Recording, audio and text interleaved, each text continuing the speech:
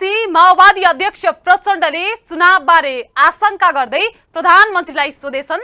प्रधानमन्त्रीजी, चुनाव त नहुने हल्ला छ, के हो खास कुरा? प्रधानमन्त्री शेरबहादुर देउवाले आफ्नै शैलीमा दिएछन्, यो हल्ला त चुनाव हुने दिनसम्म पनि चलिरहन्छ।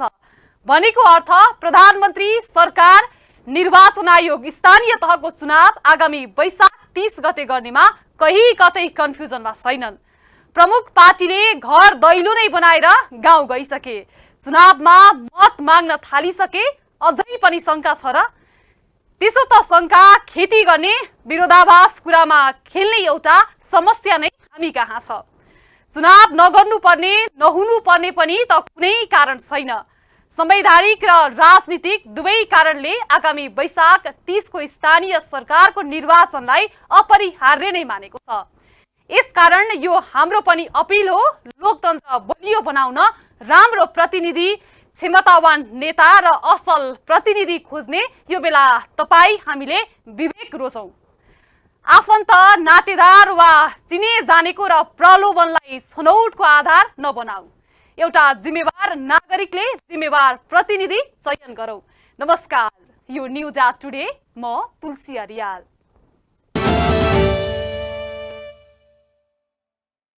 नेताहरूको घम्साघम्सीले चुनाव हुने नै देखियो। सार्वजनिक भाषण मार्फत मतदाता प्रभावित पार्न खोजेको प्रयासले चुनाव पेचिलो हुने नै देखिन्छ।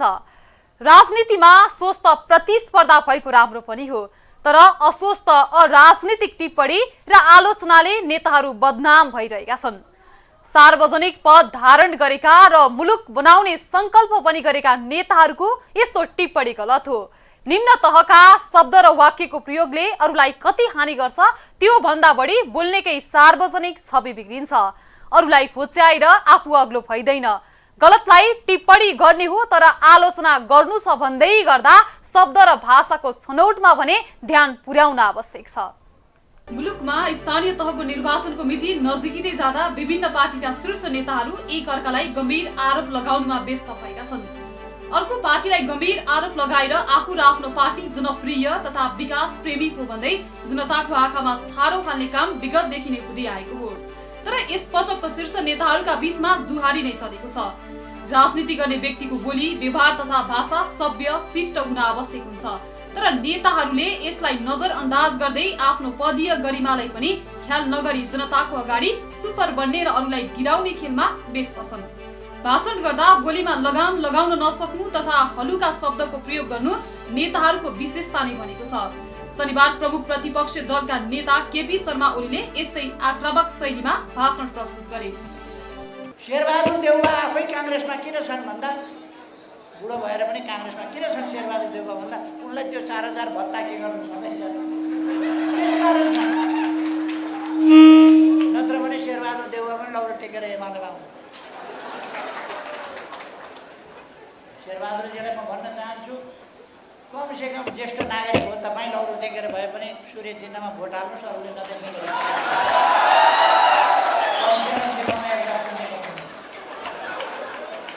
शनिबार आफ्नो 40 मिनेट लामो मन्तव्य ओलीले सरकार सत्ता गठबन्धन प्रति निकै आक्रोश पोखे। मन्तव्यमा सत्ता गठबन्धन केही होइन, यसबाट एमाले नआत्तिने भन्दै कार्यकर्ताको मनोबल बढाउने काम गरे।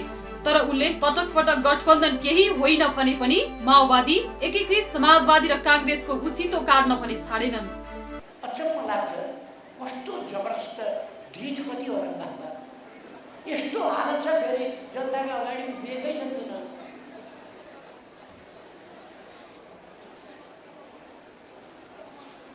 वास्तवमा हामी हुन्थ्यो भने त लाजाले घरबाट पनि निस्किन सक्दैन थियो होला यिनीहरूले जस्तो। प्रचण्ड माधवहरूको हेर्नुहोस् त, कम्युनिस्टको झन्डै 2/3 पार्टी फुटाउने, कमजोर पार्ने। कम्युनिस्ट सरकार हुँदा प्रतिगमन भयो अरे, 4000 भत्ता पुर्याउँदा प्रतिगमन भयो अरे, बाटा बेसरी बनाउँदा प्रतिगमन भयो अरे, मदर भण्डारी राजमार्ग खोल्दा प्रतिगमन भयो अरे, हुलाकी राजमार्ग बनाउँदा प्रतिगमन भयो अरे। त्यस्तै नेकपा एकीकृत समाजवादीका सम्मानित नेता झलनाथ खनालले पनि एक कार्यक्रमलाई सम्बोधन गर्दै एमाले अध्यक्ष ओलीलाई कडा आरोप लगाए। ओली दक्षिणपन्थी भाषतिर मासिँदै गएको उनको आरोप थियो। अहिले नेकपा पार्टी 3 टुक्रा हुनुमा ओलीकै मुख्य जिम्मेवार रहेको उनको भनाइ थियो। त्यस्तै नेता खनालले पटक पटक संसद विघटन गर्नु केपी शर्मा ओलीको ठूलो अपराध भएको बताए। यस्ता ठुल्ठुला भूमि क्रान्तिको अभियान हामी सञ्चालन गर्न सक्थ्यौँ, भूमि सुधारका अभियानहरू हामी सञ्चालन गर्न सक्थ्यौँ। यो भूमिहीन गरिब किसानहरू जो भनेर हामी भन्छौँ, अहिले पनि एउटा चाहिँ घरबार विहीन मान्छेहरू भनेर जसलाई भन्छौँ, ती कुराहरूलाई हामी उन्मूलन गर्न सक्थ्यौँ कमेन्टहरू। तर केपी शर्मा ओलीले ती कुनै पनि कुराहरूलाई सोच्न सकेनन्, विचार गर्न सकेनन् र पार्टीले अगाडि सारेका नीतिहरूको पनि खिलाफ तिनी गए र आखिरमा त्यो संसद जो सबभन्दा ठुलो पावरफुल संसद थियो नेपालको इतिहासमा नै वामपन्थीहरूको 2/3 बहुमत भएको संसद अभूतपूर्व कुरा हो। भविष्यमा कहिले बन्छ थाहा छैन, भविष्यमा तपाईँ हामीले धेरै मेहनत गर्नुपर्ने हुन्छ, तर बनिसकेको संसदलाई पटक पटक विघटन गरेर नेपाली जनताको जुन एउटा शक्ति हो त्यो शक्तिलाई ध्वस्त पार्ने काम चाहिँ खड्गप्रसाद शर्मा ओलीको सबभन्दा ठुलो अपराध हो र यो दक्षिणपन्थी अवसरवाद पनि हो। यो सबभन्दा पहिलो कुरा, त्यसको हामीले भण्डाफोड गर्नुपर्ने हुन्छ। दोस्रो कुरा भनेको संविधान, जसलाई हामीले संविधान सभाबाट निर्माण गर्यौँ। त्यो संविधान निर्माण गर्दाखेरि हामी सबैले आम रूपमा भन्ने हो भने एकाध मान्छेहरूका ससाना अन्तर्विरोधहरू बाहेक अरू सबै हिसाबले हामीले चाहिँ नि सर्वसम्मतिले त्यो बनाएका थियौँ र त्यो बनाउँदाखेरि हामीले संविधानका अनेकन धाराहरूको साथसाथै धारा 76 पनि हामीले 4-5 घण्टा लगाएर बनाएका थियौँ। त्यति बेला धेरै बहस गरेर छलफल गरेर कसो गर्दाखेरि चाहिँ संसदले 5 वर्ष काम गर्न सक्छ। नेकपा एमालेका अध्यक्ष केपी शर्मा ओली अहिले पनि गणतन्त्र र परिवर्तनको विरुद्धमा लागेको माओवादी केन्द्रका अध्यक्ष पुष्पकमल दाहाल प्रचण्डले आरोप लगाए। गणतन्त्र र राजनीतिक परिवर्तनको विरुद्धमा भइरहेका गतिविधि रोक्नका लागि माओवादी, कांग्रेस र अन्य वामपन्थी दलहरू एकजुट हुनुपर्ने दाहालको भनाइ थियो। सिन्धुलीमा पार्टी कार्यक्रमलाई शनिबार सम्बोधन गर्दै दाहालले एमाले अध्यक्ष ओलीलाई परिवर्तन पाक्ष नभएको पनि बताए। नेपालका उत्पीडित वर्ग, जाति, क्षेत्र, लिङ्ग, समुदायले पाएका अधिकार खोजिने खतरा पैदा भएको थियो, तर हामी जीवितै थियौं। नेपाली कांग्रेस, नेकपा माओवादी केन्द्र लगायतका वामपन्थीहरू र अन्य लोकतान्त्रिक शक्ति र जनसमुदाय खबरदारी गर्ने आन्दोलनमा सशक्त रूपले अगाडि आएकै हुनाले त्यस्तै नेकपा एकीकृत समाजवादीका नेता तथा पर्यटन मन्त्री प्रेम बहादुर आलेले ओलीको अहंकारले गर्दा कम्युनिस्टको 2/3 सरकार पतन भएको बताए। ओलीको तुलना महाभारतको दुर्योधनसँग गर्दै मन्त्री आलेले ओलीमा पनि दुर्योधनकै जति घमण्ड भएको बताए।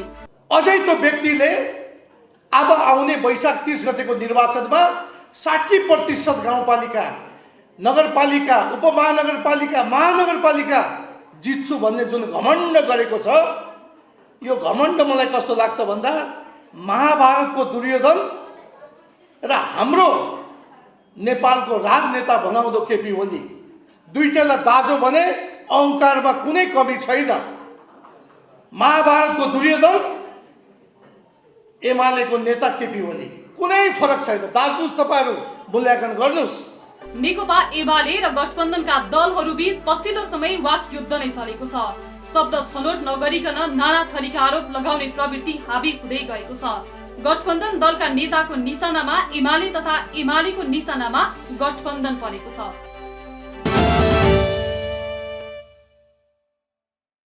चुनाव आइसकेको छ। राजनीतिक गतिविधि, आम सभा, भिडभाड बढ्ने क्रममा छ। सन् 2019 यता विश्व महामारीको चपेटामै छ। सुरुवाती दिनहरूमा झण्डै विश्वव्यापी लकडाउन गरेको अवस्था हेरेर अहिले हामी नर्मल जीवनशैलीमा फर्किरहेका छौँ। कोभिड कालमा नै ठूला आन्दोलन, चुनाव तथा र्यालीहरू भएका छन्, तर भाइरसको म्युटेसन रोकिएको छैन। अस्तिसम्म ओमिक्रोनको सन्तास रहेकोमा अहिले फेरि डेल्टा क्रोन बिस्तारै फैलिँदै गएको छ। यद्यपि यसको फैलावटको गति र यो कति घातक छ भन्ने बारे वैज्ञानिकहरू अध्ययनकै क्रममा छन्।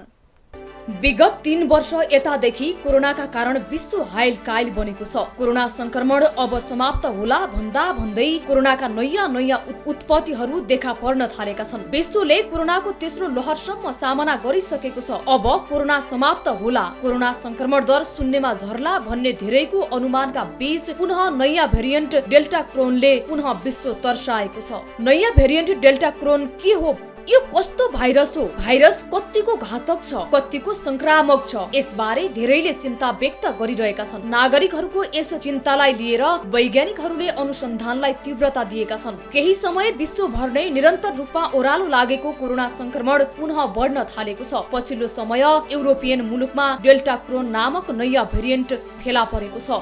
धेरै अहिलेसम्म म्युटेसन भइसकेको छ अथवा आनुवंशिक परिवर्तन भएको छ।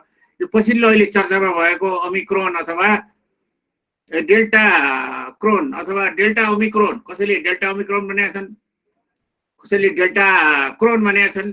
यो चाहिँ अब सुरुमा चाहिँ साइप्रसले यस्तो डेल्टा क्रोन, यो दुईटै डेल्टा भेरिएन्ट र अनि चाहिँ ओमिक्रोन भेरिएन्टको जो चाहिँ अनि चाहिँ संसारभर फैलिए यो दुईटै अनि चाहिँ भेरिएन्टहरू। अब यिनीहरूको चाहिँ सुरुको त कोरोना भाइरस जुन चाहिँ चीनको वुहानबाट फैलिएकै भाइरसको यो फरक स्वरूप हो। यसमा अनि चाहिँ यो दुईटैको चाहिँ भाइरस भेटियो है भनेर सुरुमा जनवरीमै हाम्रो चाहिँ उसमा साइप्रस भन्ने देशबाट चाहिँ यो कुराहरू निस्केको, डेल्टा क्रोनको अथवा डेल्टा ओमिक्रोनको। त्यसपछि अमेरिका लगायत युरोपका कतिपय देशमा यो चाहिँ भेटिएको छ। गत जनवरी 7 मा पहिलो पटक साइप्रसका वैज्ञानिकहरूले उक्त भाइरसको पुष्टि गरेका हो। डब्ल्युएचओले भने अझै यसलाई पुष्टि गरेको छैन। साइप्रस विश्वविद्यालयमा जैविक विज्ञानका प्राध्यापक वैज्ञानिक डाक्टर लियोनार्डियोस क्रिस्त्रिकिसले नेतृत्व गरेको वैज्ञानिकहरूको टोलीले पहिलो पटक यस भेरिएन्ट पत्ता लगाएको हो। वैज्ञानिकहरूका अनुसार यस भाइरसमा डेल्टा भेरिएन्टको जस्तो जिनोम र ओमिक्रोनको जस्तो विशेषता भेटिएको थियो। साइप्रसमा मात्रै 25 जनामा यस भेरिएन्ट पुष्टि भइसकेको छ। केहीमा सामान्य लक्षण देखा परेका छन् भने केही उपचाररत छन्। हाल यस भाइरसको नयाँ भेरिएन्ट डेल्टा क्रोन फ्रान्स, नेदरल्यान्ड्स, डेनमार्क लगायतका केही देशमा पुष्टि भइसकेको छ। हाल अमेरिकी वैज्ञानिकहरूले पनि यस भाइरसलाई पुष्टि गरिसकेका छन्। तर डब्ल्युएचओले भने यस भाइरसको बारेमा अझै आधिकारिक धारणा सार्वजनिक गरेको छैन। यो स्ट्रेनलाई हाल डेल्टा क्रोन नाम दिएको छ। यद्यपि डब्ल्युएचओले भने अझै यसको आधिकारिक नाम दिएको छैन। नाममा जीन सिक्वेन्सको माध्यमबाट गरिएको परीक्षामा अझै पनि एउटै व्यक्तिमा दुवै भेरिएन्टको संक्रमण भने अझै पुष्टि भएको छैन। नेपालमा पनि कोरोनाको तेस्रो लहरमा अधिकांशमा डेल्टा तथा ओमिक्रोन भेरिएन्ट पुष्टि भएको थियो। यस्तो अवस्थामा नेपालमा पनि एउटै व्यक्तिलाई दुईवटा भेरिएन्टले संक्रमण नगरेको होला भन्न नसकिने भाइरस विज्ञ बताउँछन्। डेल्टा क्रोनका लक्षण। डेल्टा क्रोनमा पनि यस अघिका डेल्टा क्रोन र ओमिक्रोन भेरिएन्टमा देखिए जस्तै लक्षण देखा पर्ने गरेका छन्। यसअघि देखा परेको ओमिक्रोन भाइरस बढी संक्रामक भए पनि घातक भने कमै रहेको विभिन्न अध्ययनले देखाएको छ। यसअघि देखा परेको डेल्टा भाइरस भने ओमिक्रोनको तुलनामा बढी घातक देखियो। डेल्टाका कारण विश्वमा नै लाखौंले ज्यान गुमाए, लाखौं यसका शिकार बने। यस भाइरसका लक्षण पनि अन्य भेरिएन्टमा जस्तै घाँटी दुख्ने र असहज हुने, थकान महसुस हुने, टाउको र शरीरका मांसपेशी दुख्ने, ज्वरो आउने, नाकबाट पानी आउने बन्द हुने, श्वास प्रश्वासमा अत्याधिक समस्या हुने लगायतका लक्षणहरू देखा पर्ने गरेका छन्। डेल्टा क्रोन कति घातक? हाइब्रिड स्वरूपले डेल्टा क्रोनको बारेमा सर्वत्र चासो बढिरहेको छ। विभिन्न वैज्ञानिकहरूले यसको बारेमा अध्ययन तथा खोजी गरिरहेका छन्। नयाँ भेरिएन्ट भएको हुनाले तथा भेरिएन्ट अध्ययनकै क्रममा भएको हुँदा अहिले नै भाइरस कति घातक भन्न नसकिने विज्ञ बताउँछन्। तर अहिलेसम्म भेटिएका बिरामीकै अहिलेसम्म भेटिएका यो भाइरसहरूमा यो भाइरस अब पहिला जस्तो त्यो डेल्टा भेरिएन्ट जस्तो कडा हो कि होइन भन्ने कुराको यकिन भइसकेको छैन। र साथसाथै यसमा चाहिँ अहिले चाहिँ अध्ययनको सिलसिला चाहिँ चलिराखेको हुँदाखेरि र धेरै बिरामीहरू नभएको अहिलेसम्म चाहिँ देखिँदा यो भाइरस अब त्यति कडा खालको होइन कि सामान्य नै हो कि भन्ने खालको कुराहरू अहिले चाहिँ अब चर्चामा छ, छलफलमा छ, अनुसन्धानको क्रममा छ भन्दा चाहिँ अनि उचित हुन्छ होला। हालसम्म भएको अनुसन्धानले भाइरस अघिल्लो भेरिएन्ट भन्दा बढी घातक छ वा छैन, यसले मानवीय क्षति पुर्याएको छ या छैन, यस विषय अनुसन्धानकै क्रममा रहेको हुँदा हाल नै भाइरस बारे अटकल गर्न नसकिने विज्ञ बताउँछन्।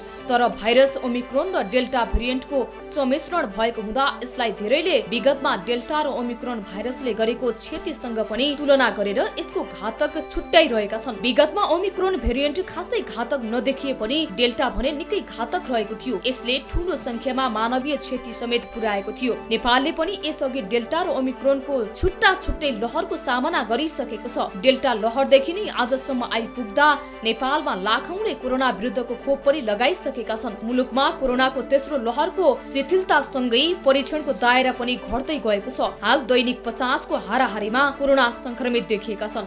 चाँडै अनि चाहिँ धेरै मान्छेलाई सारेर चाहिँ ओमिक्रोन जस्तो ठुलो संख्यामा मान्छेलाई बिरामी पार्ने उसले अब चाहिँ डेल्टाले त अब चाहिँ डेल्टा भेरिएन्टले त धेरैजनालाई अस्पतालकै आइसियुमै पुर्यायो, मृत्युको मुखमा नै पुर्यायो। त्यस्तो खालको चाहिँ अनि नभई यो चाहिँ अलिकति सामान्य खालकै हो कि भन्ने चाहिँ अहिले चाहिँ सम्मको निष्कर्ष छ। तर अहिले पनि अब चाहिँ यसको बारेमा अब यो चाहिँ विस्तृत अध्ययनहरू भइरहेको कारणले गर्दाखेरि यसले अब कस्तो स्वरूप ग्रहण गर्यो, अब यसको चाहिँ यो कसरी यो आगामी दिनमा यो सर्ने नसर्ने, कति कडा कति नकडा, यो कुराहरू चाहिँ अनि चाहिँ अनुसन्धानकै विषय भएको कारणले अहिले तत्काल चाहिँ बोलिहाल्नु पर्ने चाहिँ अवस्था छैन है। मैले चाहिँ यहाँहरूलाई जानकारी गराउन चाहन्छु।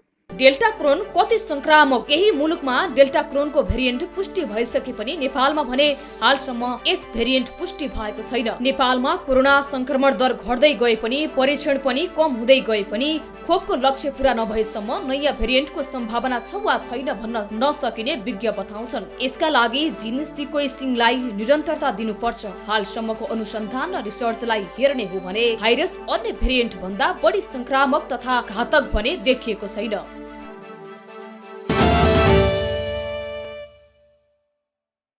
नारामा पनि भनिएको, पाठ्यक्रममा पढाइएको र पढिँदै आएको विषय नेपाल कृषि प्रधान देश हो। तर यही मुख्य पेशा र आधार भएको देशका जनशक्ति अहिले तेस्रो विश्वदेखि छिमेकी देश भारतमा निम्न तहको ज्याला र जोखिमयुक्त काम गर्छन्।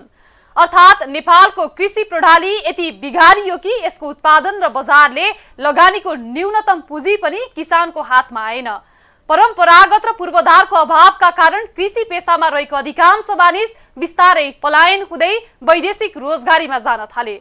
जमिन बाजो हुने, आयात बढ्ने र जनशक्ति बाहिरिने जे अवस्था आयो यसका प्रति छलफल र चिन्ता जाहेर नभएका होइनन्। तर निकासको लागि कलेक्टिभ काम भने हुन सकेको देखिँदैन। संघीयता आइसकेपछि बनेको प्रदेश तथा स्थानीय सरकारले भने केही प्रयास गरेको देखिन्छ, जुन सकारात्मक छ। लुम्बिनी प्रदेशले स्मार्ट गाउँ कृषि कार्यक्रम लागू गरेपछि अहिले किसानहरू बिस्तारै खेतबारीमा फर्किन थालेका छन्। संघीयताले मुलुकलाई पुनर्संरचना गरी केन्द्रको अधिकार प्रादेशिक र स्थानीय तहमा पुर्याएपछि यसका केही परिणामहरू देखिन थालेका छन्। वडा तहका सरकारदेखि प्रदेश सरकारले आफ्ना प्राथमिकता र छनौटका आधारमा नीति र कार्यक्रम निर्माण गरी कार्यान्वयनको अभ्यास सुरु गर्दा स्थानीयहरूले संघीयता र यसले निर्माण गरेका गाउँ तहका सरकारको अनुभूति गर्न पाएका छन्। हरेक प्रदेश सरकारले आफ्ना योजना र कार्यक्रम मार्फत आफ्ना प्रादेशिक संरचना निर्माण गर्नेदेखि कानून निर्माण गरी सुधारका काम गर्ने प्रयास गरेका छन्। यद्यपि संघ र प्रदेशको प्रयोग र अभ्यासका क्रममा केही समस्याहरू सुरुवाती दिनमा नआएका होइनन्। कतिपय कानून निर्माणको प्रक्रिया ढिलाइ हुन जाँदा प्रदेश अलमलिएको, अन्यलमा परेको जस्तो देखिएकै हो। तर सरकार गठन भएको केही समयमै लुम्बिनी प्रदेश सरकारले गाउँमा स्मार्ट कृषि कार्यक्रम लागू गर्दै किसानलाई उत्साहित पार्ने काम गरेको छ। कृषि उत्पादनलाई दोब्बर बनाउने लक्ष्य सहित लुम्बिनी प्रदेश सरकारले गठन भएको दोस्रो कार्यकालदेखि नै प्रदेश सरकार अन्तर्गत सबै निर्वाचन क्षेत्रमा एक-एकवटा स्मार्ट कृषि गाउँ बनाउने तयारी गरेको थियो। कृषिलाई समृद्धिको महत्त्वपूर्ण आधार मानेको लुम्बिनी सरकारले सुरुवाती चरणदेखि नै बजेटमै स्मार्ट कृषि गाउँ कार्यक्रम सञ्चालन गरेको हो। झण्डै पलायन भइसकेका र केही वैदेशिक रोजगारीमा गएकाहरू यो कार्यक्रम मार्फत पुनः कृषिमा जोडिन थालेका छन्। यो कार्यक्रम मार्फत किसानहरूले सिँचाइ, प्रविधि, बजार तथा उत्पादन वृद्धिका लागि आवश्यक परामर्श र सहयोग पाइरहेका छन्। अहिलेसम्म सूचना केन्द्र स्थापना, एक घर एक करेसा बारी निर्माण, बाख्रा खोर सुधार, भकारो सुधार तथा स्रोत केन्द्र स्थापना बारे गाउँमा काम भइरहेको छ। कृषि पेसाबाट पलायन भएका किसानहरू स्मार्ट कृषि गाउँ कार्यक्रम लागू भएपछि पुनः कृषि पेसामा फर्केका छन्। बाँकेको राप्ती सोनारी गाउँपालिका 7 फतेपुरका किसानहरू पुरानो प्रविधिबाट खेती गर्दा उत्पादनमा कमी भएपछि मजदुरी पेसामा लागेका थिए। तर कृषि ज्ञान केन्द्र बाँके मार्फत उक्त वडामा स्मार्ट कृषि गाउँ कार्यक्रम लागू भएपछि किसान पुनः कृषि पेसामा फर्किएका छन्। सो गाउँपालिका कृषि पेसामा होमिएको गाउँपालिका हो, तर पुरानै विधि र प्रविधि अपनाएर कृषि गर्दा उत्पादनमा कमी आएको थियो। लगानी र मेहनत बढी लाग्ने तर उत्पादन कम भएको कारणले किसानहरू कृषि पेसाबाट पलायन भई दैनिक ज्यालादारी र मजदुरी काममा लागेका थिए। नेपाल सरकारले 2075 सालदेखि बाँके जिल्लामा कृषि ज्ञान केन्द्र मार्फत स्मार्ट कृषि गाउँ कार्यक्रम सञ्चालन गरेपछि किसानहरू उत्पादन देखेर पुनः कृषि पेसामा फर्किएका छन्। कृषि उत्पादनका लागि कृषि ज्ञान केन्द्रले हरेक सिजनमा हरेक वर्षमा किसानहरूलाई 50% अनुदानमा कृषि सामग्री दिने र प्याकेट क्षेत्रमा पनि मल बिउहरू पूर्ण रूपले ज्ञान केन्द्रले दिएपछि थप हौसला आएको राप्ती सोनारी गाउँपालिका 7 फतेपुरका किसान चक्रबहादुर थारूले बताउनुभयो। सुरुको वर्षमा हामीसँग कुनै औजार थिएन। औजार नभएको कारणले हामीहरू आफ्नै हातले कुटोले मकै रोपेका थियौँ। त लगानी धेरै हामीहरूको लागत लाग्न गयो त्यहाँ। अहिले चाहिँ हामीसँग मकै छर्ने मेसिन दिनभरि 4-5 जनालाई दिनभरि लाग्ने ठाउँमा हामी मेसिनबाट 1 घण्टामा पनि काम गर्न सक्छौँ। समयको बचत पनि हुनुभयो। अनि मकैमा त्यसरी लागत धेरै लाग्दैन। धान खेती भन्दा एकदम थोरै मात्रामा कम। मकैबाट हामीहरू कट्ठामा 2 कुइन्टलदेखि माथि नै 3 सम्म आउँछ। स्मार्ट कृषि गाउँ कार्यक्रम लागू भएपछि अहिले 107 घरधुरीले सिजन अनुसार खेती गरिरहेका छन्। तर नेपाल सरकारबाट स्वीकृत भएका मकै भारतीय मकै जस्तो उत्पादन नभएपछि उनीहरू भारतीय मकैको बिउमा निर्भर परेको फतेपुर स्मार्ट कृषि गाउँका किसान तथा सचिव खोज लाल थारूले बताउनुभयो। अब हाम्रो चाहिँ मुख्य बाली भनेको बर्खेमा धान, त्यसपछि हिउँदेमा मकै र त्यो तोरी र आलु र चाहिँ बसन्तीमा मकै। किसानहरू चाहिँ कृषितर्फ उन्मुख भएका छन्। यहाँ चाहिँ 50 बिघाको क्षेत्रफल भए तापनि हामी चाहिँ 74 बिघा समेटेका छौँ र 74 बिघामा हाम्रो खेती चाहिँ अहिले चाहिँ भइरहेको छ। यसमा हामी चाहिँ विद्युत लाइन विस्तार, त्यसपछि बोर्डिङका सिँचाइका कुराहरू त्यसमा भरिपूर्ण भएका छन् र चाहिँ मोटरका चाहिँ व्यवस्थापन सबै भइसकेको छ। त्यसैले चाहिँ अहिले चाहिँ किसानहरू सबै व्यावसायिक मुखीतिर उन्मुख भएका छन्। स्मार्ट कृषि गाउँ कार्यक्रम लागू भएदेखि नै फतेपुरका किसानहरू पूर्ण रूपमा कृषिमा आबद्ध भएको कृषि ज्ञान केन्द्रका अधिकृत दिनेश भट्टराईले बताउनुभयो। यस क्षेत्रमा उत्पादन हुने चाँद, ताला 1107, जेपी 502 जातका मकै अहिले बसन्त सिजनमा 9 बिघा जमिनमा खेती गरेको अधिकृत भट्टराईले बताउनुभयो। तराईको एरिया र अलिकति उत्पादकको हिसाबले पनि बढी उत्पादन हुने र त्यो किसिमले चाहिँ हामीले यसलाई चाहिँ स्मार्ट कृषि गाउँको हिसाबले छनौट पनि भएको छ। अब धानको सिजनमा हामीले धानको प्रदर्शन कार्यक्रम सञ्चालन गरेका छौँ। यहाँ विभिन्न जातका धानहरू छन्, जसमा चाहिँ हामीले 1108 पनि अहिले 1008 जातको धान पनि यहाँ प्रदर्शनलाई दिएका छौँ। त्यसै गरी काला नामक जातको धानहरू छ प्रदर्शनलाई दिएका छौँ। भनेपछि विभिन्न यहाँ कृषकहरू अलिकति व्यवसाय रूपमा खेती गर्दै आउनु भएको छ। जस्तो योभन्दा अघिल्लो पटक उसमा चाहिँ सिजनमा चाहिँ उहाँले व्यवसाय रूपमा आलु पनि खेती गर्नुभएको थियो। त्यसै गरी यहाँ तोरी खेती व्यापकरूपमा हुन्छ यो ठाउँमा एरियामा। राप्ती सोनारी गाउँपालिकाले स्मार्ट कृषि गाउँका किसानहरूलाई आर्थिक सहयोग नगरे पनि प्राविधिक रूपमा किसानहरूले खबर गर्न साथ सहयोग गर्दै आएको गाउँपालिकाकी कृषि प्राविधिक सुमित्रा कुमारी थारूले बताउनुभयो। मौसममा राम्रो हुन्छ सर, बेमौसममा खासै राम्रो हुन्न सर। त्यही भएर फल्ने पनि अब हाम्रो यहाँको बिउ फल्ने पनि खासै फल्दैन सर। घोगा पनि अलि सानो सानो हुन्छ, त्यही भएर सर। अनि हाइट पनि त्यसको बढी हुन्छ। किसानहरूलाई अब गाउँपालिकाले बिउ बिजन बाँड्ने त्यही भयो सर एउटा। त्यसपछि अब कहीँ रोकिरा देख्यो भने त्यो बिसाडी बाँड्ने काम गरिरहेको छ सर। अनि अब किसानहरूलाई अब मेसनरी औजार 50% अनुदानमा दिइरहेको छ सर। यसरी स्मार्ट कृषि गाउँ स्थापना भएर किसानहरू लागेको देख्दा हरेक गाउँपालिकाको वडा स्तरमै स्मार्ट कृषि गाउँ सञ्चालन गर्न जरुरी देखिन्छ। वडा स्तरमै स्मार्ट कृषि गाउँ कार्यक्रम लागू भएपछि विदेश पलायन हुन लागेका युवाहरूलाई स्वदेशमै रोजगारीको अवसर दिई आत्मनिर्भर बनाउन र कृषि उत्पादनमा वृद्धि हुने देखिन्छ।